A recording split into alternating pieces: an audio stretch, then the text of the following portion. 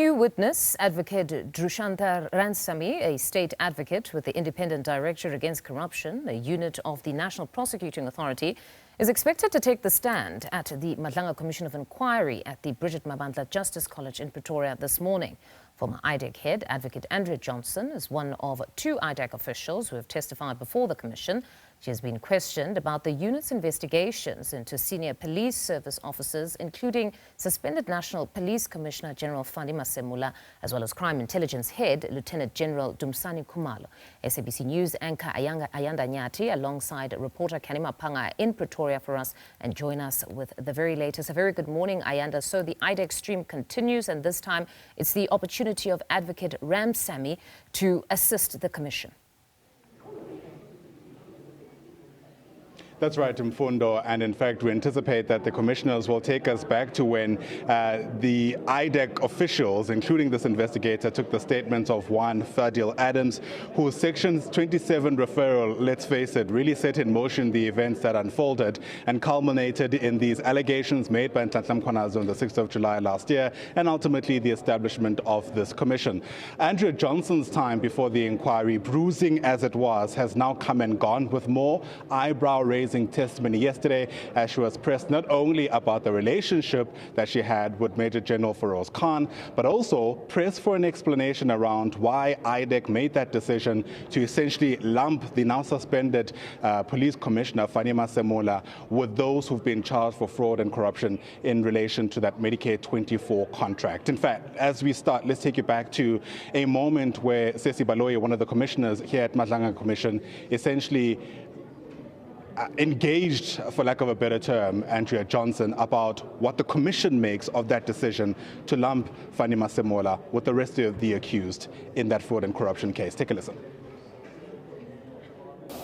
To me, it gives the impression that the whole purpose of this charge sheet was to just have him appear in court. Just have him, let's create a paper that presents him to court, and he becomes an accused with a consequence that we now publicly know happened, which is he was removed from his position, whether it's a leave or suspension, whatever, but he's not in office. And I say that, and forgive me if I'm repeating myself, I say that because it's inconceivable to me that a whole lot of lawyers who looked at this charge sheet, none of them said, hang on, we can't do this. This is not good enough for purposes of our mandate.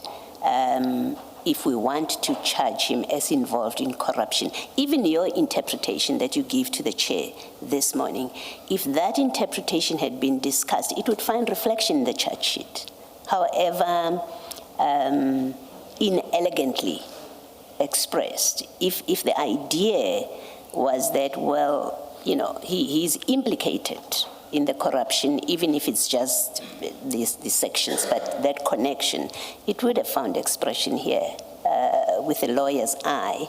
And that it doesn't find expression suggests to me is because you couldn't do it. None of you could get to the point where an allegation of corruption is made or him is being linked to the other accused conduct. And for that, you couldn't go that far, but it didn't matter because the real intention was never to get a successful prosecution of corruption or a successful prosecution that comes under PRECA. That was never the real intention. In my view, the intention was, as I say, get him arrested with the spectacle that comes with it, get him charged with a consequence that naturally will follow, which is the minister, and hopefully even he, National Commissioner, would say it's untenable for me to remain in this position while I'm undergoing a criminal trial, and that was its only purpose. That's what it looks like to me. Well, then we heard Andrea Johnson essentially pushing back against that proposition, saying that while she accepts the criticism, the intention was never to cause a spectacle or any kind of embarrassment. We stay with the IDAC stream, though, and today we're anticipating a new witness in State Advocate Drushantha Ramsamy, who's also attached to the Investigating Directorate Against Corruption. Canny Maphanga, as our senior reporter, has been watching these developments with us and joins us now live. And Canny, this is the name we've heard before. Help us place this witness. Fortunately for us, we have heard of Advocate Ramsamy before. Her audio was placed in the commission last week. I think it was an audio where she is discussing the 6th of January 2025 commissioning of statements against, or rather by MP Fadil Adams, because it would have been him that they would have been getting the statement from.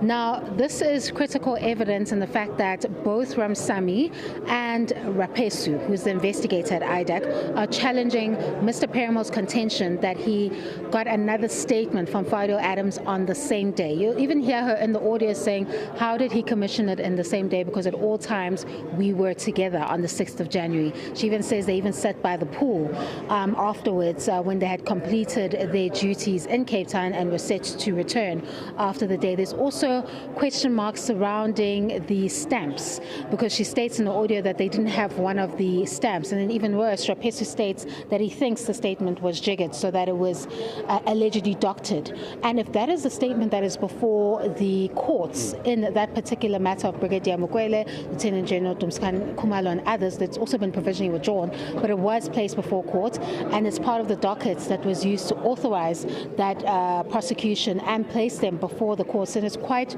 problematic because you're now in the realm of serious alleged criminal misconduct, because then it means you allegedly manufactured a statement in order to take someone or build a case against someone to take them to court. And that is quite problematic for IDAC. They're the only units that has both investigative and prosecutorial powers. So it's quite a powerful institution in terms of what they can do. I mean, they can subpoena, they can go and investigate, and then they can take you to court. So one would expect that not only is the threshold high for this particular unit, but the manner in which they approach investigations, you would expect it to be lawful. And if you are reaching a situation where you have both your advocate and your investigator stating that they know nothing about the statement that you claim to have commissioned by Fadil Adams, then that raises serious problems, because it is that statement that they rely on to springboard themselves into other areas that have nothing to do with IDAC's mandate. Absolutely. And if the statement, of course, is doctored, it was to try and somehow superimpose IDAC's mandate. Absolutely. And it's a sinister motive being allegedly attached to this conduct. So this is going to be quite critical evidence. It's a 2-year-old institution.